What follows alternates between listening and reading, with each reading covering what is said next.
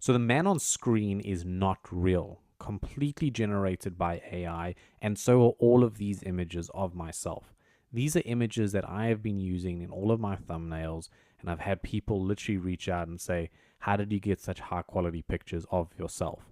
They're completely AI generated. I'm going to show you how I did that. So whether you're a creator looking to, create your own thumbnails, or you're just looking for some professional looking photos of yourself and you don't want to go take those and you want to use AI for it, but a lot of these AI generators are giving you rubbish back. I'm going to show you how to do it, and I'm going to show you how to do it for cheap. That's what we're going to cover in this video. Let's get into it. Alrighty, so you can see the website that I'm in is fluxpro.ai. We're not going to go through this website. This is the model that we're going to be using, Flux LoRA Dev Trainer, which is the name of the model. But if you go to pricing on this website, pricing starts, there's a free plan which doesn't give you much, and then it's $15, maybe $16 per month, and then you've got a $10 plan here. But we're going to do this for cents. Like literally it will cost you a couple of cents. I've generated hundreds of pictures and it's only cost me a couple dollars. So I'm going to show you how to do that, and I'm going to show you how to do it really quick, really easy. So what you're going to do is you're going to come to replicate.com. And once you're on replicate.com, this is like an AI app store. It has a whole bunch of models and AI applications that you can have access to. And you're going to go search in the search bar at the top here. You are going to search for Ostris Flux-Dev-LoRA-Trainer. I'm going to add a link in the description, so it's super easy to just go find the exact model on Replicate, because there are a whole bunch. Like if you go search for Flux Dev LoRA, you get a bunch of others, and you don't want to do that. You want to literally go and look for this exact one. Once you've got that, you're going to hit that, go to that model, land on this page. Once you've landed on this page, there's a whole bunch of stuff to read through, which you can do in your own time, but the main thing is go to the train page. And on train, you're going to train a model, right? So you're going to come down here, say destination, select a model. You're going to create a new model, right? So create a new model, really simple. Just give it a name. Just add in a name there. I've created a few, so I've got 2 over here. And once you've done that, you're going to then upload some input images. So go and find 10 images of yourself, of your face, of your body, whatever it is, of your subject matter, and put those in a folder on your desktop. Zip that folder and upload that zipped folder right here. So just hit upload, click, and you're going to go find a folder that's zipped, and you're going to upload it. You're then going to add a trigger word. Trigger word is probably your name. So in my case, it's Jagger. Probably your own name. So when you create a prompt, the beauty of this is you can put yourself in any sort of situation. So maybe Jagger in a black tie and suit, Jagger running in a garden. So whenever you call that prompt, that keyword, Jagger or whatever you choose that you add in here, it will know that's the subject matter.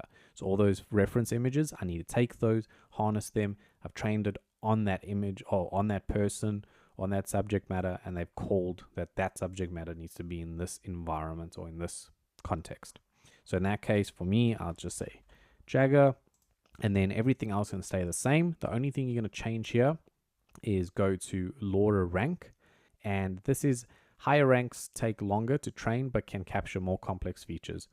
I would increase this only to about 30 to about 35. So 32 is a nice sweet spot that I've found. It's a little bit of a trick there, so go and set it at that. Obviously you can set it at whatever you want, but I found 32, 33 works the best. Once you've done that, you hit create training. This is your biggest cost. This will cost you a couple dollars. It will start training the model. The model will be trained in probably about 20 to 30 minutes. So yeah, trainings is $0.001525 per second, right? So it depends on how long it trains for, but it works out to a couple dollars. Once that's done, you're going to come back to your home page, your dashboard, and you're going to scroll all the way down and see your recently pushed models. You're going to hit on your model that you've created, and it will bring you to this page. And then what you want to focus on is your prompt screen. And in here, you can say Jagger running a marathon. And if we just go and hit run, you'll see the model will run, and our trained model will run, and it will generate an image based on the prompt. But in the prompt now, you are the core focus. So there's a model running, and there we go. So there is myself, and I'm running a marathon. And you can basically go ahead and tweak the image. You can download it, and you can use it how you want. So here's a couple tricks. What you want to do is come back to aspect ratio. Go to 16:9 or 9:16. That's probably the most common from a social media standpoint. For a thumbnail, 16:9. And then I'm going to give you a prompt that you can use. Alrighty, so for myself and for like some of my YouTube videos, this is the prompt that I use. So portrait of Jagger wearing a casual hoodie, short cropped hair, and a friendly, confident expression. He's pointing his index finger upward with a slight smile, evoking a poised instructional vibe, yada, yada, yada. And I speak about the background a little bit and kind of a soft yet cinematic glow on Jagger's face. So quite in depth. You can kind of use something similar or kind of think of what your vibe is that you're going for. One other thing just to set, like I said, was 16:9. That would be for a YouTube video, and everything else you can kind of leave the same. You can also just increase the number of outputs from 1 image to 4 images. So in this case, we'll do that. And we hit run. It will take about 20 to 25 seconds, and we will have our 4 images. They're not going to always be perfect, so you might have to run this a couple times, but I've found, at least 3 to 4 out of 10 times is pretty spot on and much easier than trying to go and take a photo shoot or act in a stupid way, like when you kind of have to pose and point because you want to do like a look at this type of video or a shocked surprise video. It's quite ridiculous. So here's the images. So that's the first one there. Not the best smile in the world, and I think I have an earring, but that one's pretty okay. That one's pretty good. I like that one. That's pretty decent. Don't like that one. So if we took something like that, we just click it and it will download. You can then head to Canva, and in Canva we can just go and basically upload that photo. So we can pull that in there. That's our photo over there. We can increase that to a perfect YouTube thumbnail size, and you can kind of keep the background, or you can go hit background remove on Canva, and it will perfectly get rid of everything else. You can maybe go to edit, go to shadows, glow. Let's increase the size to about there. Let's blur that a little bit more. Let's add the intensity a bit. And on a white background, you can see how it hits over there. We can then go and look at a couple other backgrounds that we've got. So, and if we scroll that one down there and we hit that backwards, you can then drop the image down and you've pretty much got, the start of a thumbnail. If we go steal just that Jagger, and that's where you've kind of got a little bit of a start of a thumbnail going, all stemmed around your image.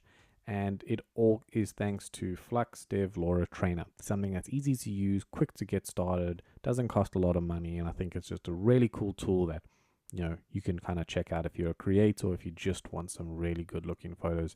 I've been seeing people use this on their social media. I've been seeing people use this on LinkedIn as their profile picture because it just looks so authentic. So take the little couple tweaks, and you can go down here and say tweak it, so you can change aspects, so you can definitely work on that. You'll definitely find a couple of weird ones, but I really hope it's helpful.